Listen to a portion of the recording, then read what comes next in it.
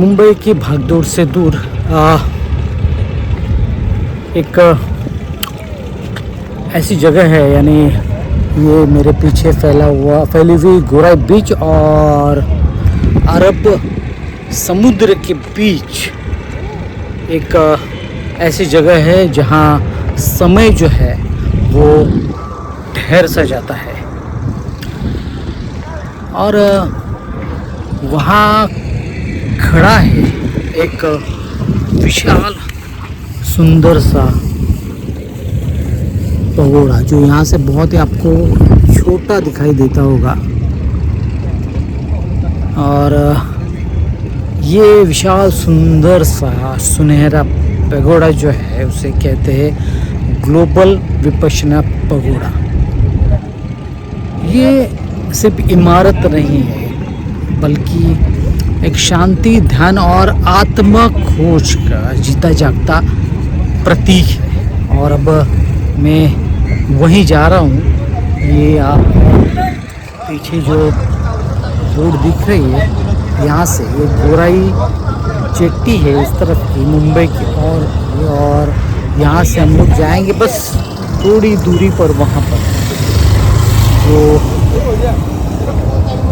Boat हमें लेके जाएगी और वहाँ से बाइक के थ्रू जो है, स्कूटी के थ्रू बोट स्कूटी जो है वो बोट में डालेंगे और उस किनारे जाएंगे। और वहाँ से वहाँ जो दूर कहाँ पर गया, हाँ ये पैगोडा जो है, कहाँ गया, ये पैगोडा जो है सुनहरा लंबा ऊंचा पैगोडा है, वहाँ जाएंगे। चलो।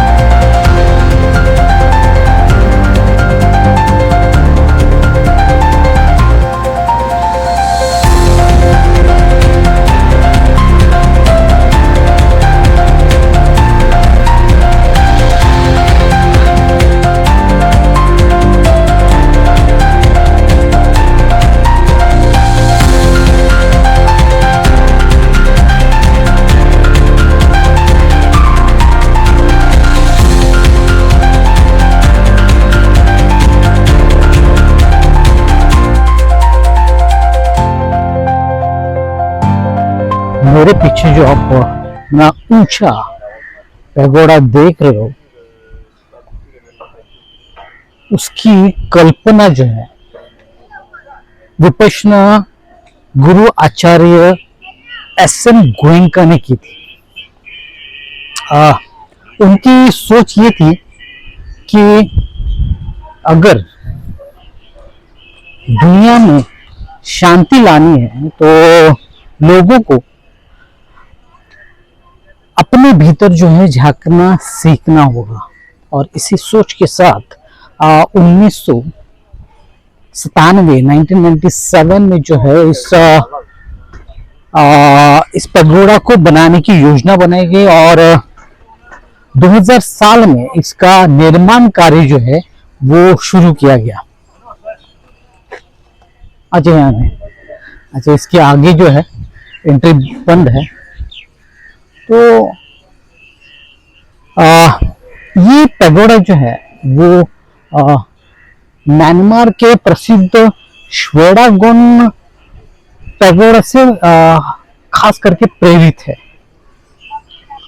और इसके पीछे बनाने का एक खास मकसद है, यानी जो विपश्यना गुरु आचार्य शयागी उबाखी, उनको सम्मान जाहिर करना, सम्मान दिखाना, उनके प्रति सम्मान दिखाना, इसका भी एक खास मकसद है इस पगोड़ा बनाने के पीछे।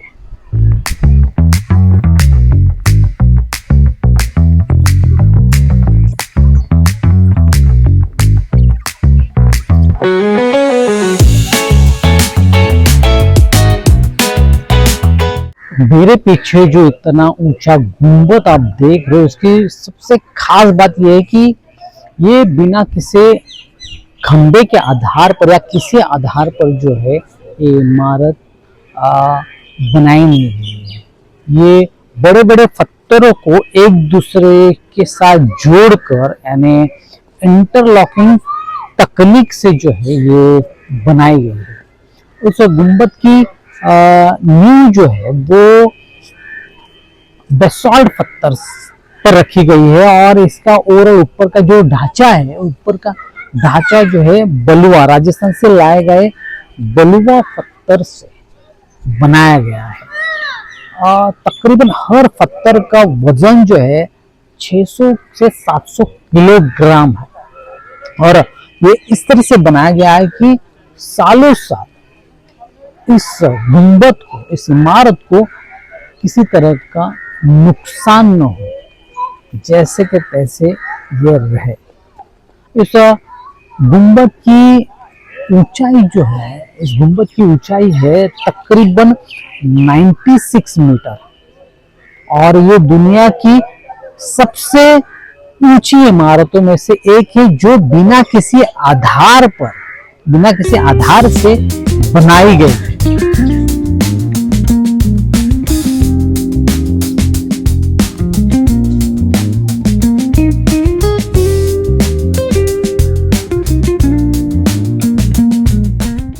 साल 2006 में इस पगोड़ा में भगवान गौतम बुद्ध के अस्थि अवशेष रखे गए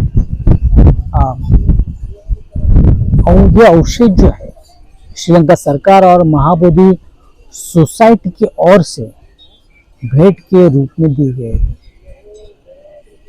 ये उन गिनी चुनी जगहों में से एक है जहां भगवान गौतम बुद्ध के पवित्र अस्थि अवशेष पाए जाते हैं।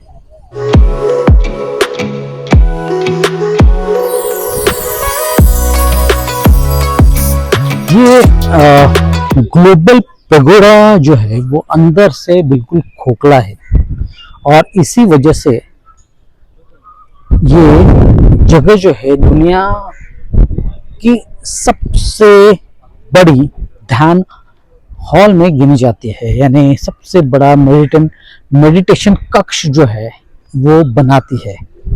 तकरीबन 8000 के करीब लोग जो है वो एक साथ बैठकर यहाँ पर विपश्यना ध्यान कर सकते हैं।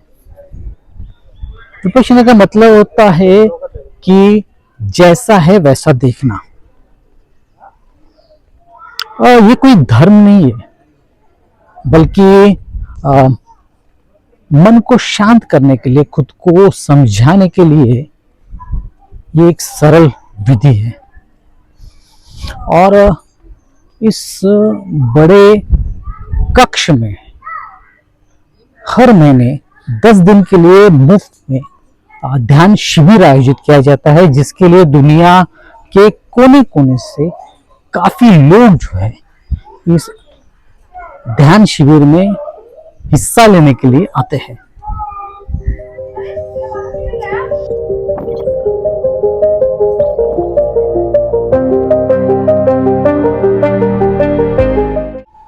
यहाँ गुंबद के अलावा और एक आकर्षण का केंद्र है जो मेरे पीछे है। मेरे पीछे जो है वो बुद्ध की विशाल मूर्ति है जो संगमरमर के पत्थरों से बनाई गई है। और ये मूर्ति जो है बुद्ध की मूर्ति है, ध्यान अवस्था में बैठी हुई है। इस गुंबद के लकड़ी के दरवाजे पे बहुत ही बारीकी से नक्काशी की गई है और उसके लिए म्यांमार से जो है कारीगर बुलाए गए थे। यहाँ एक बहुत विशाल ऐसा वस्तु संग्रहालय है जिनमें बुद्ध की जीवन और उनके सीख को जो है सरल तरीके से दिखाया गया है, जिसे देखकर आम इंसान जो है देखे भी और उससे अपने जीवन का सबक सीखे।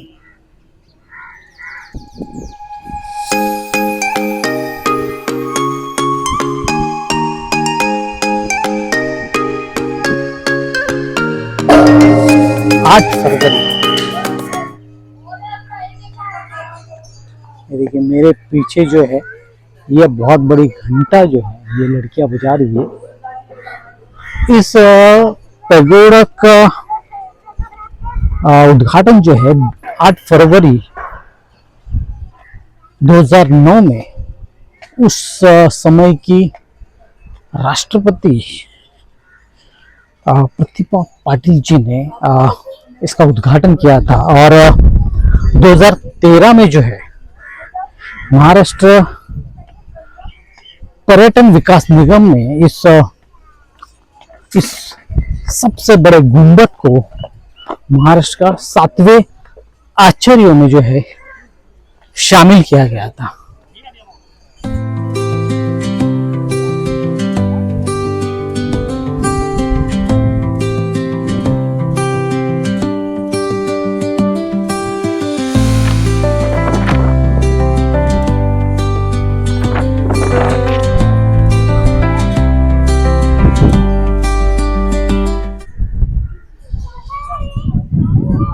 आज ग्लोबल विपश्यना पगोड़ा जो है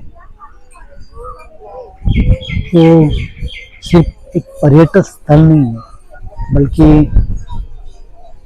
लाखों लोगों के लिए अपने भीतर की शांति खोजने की एक जगह बन चुका है। यानी सच कहते हैं कि शांति हमें बाहर नहीं मिलती, असली शांति हमें बाहर नहीं मिलती, बल्कि वो अपने भीतर होती है, अपने भीतर छिपी हुई होती है। बस हमें उसे खोजने के लिए थोड़ी देर ठहरना और अपने भीतर झांकने की जरूरत होती है।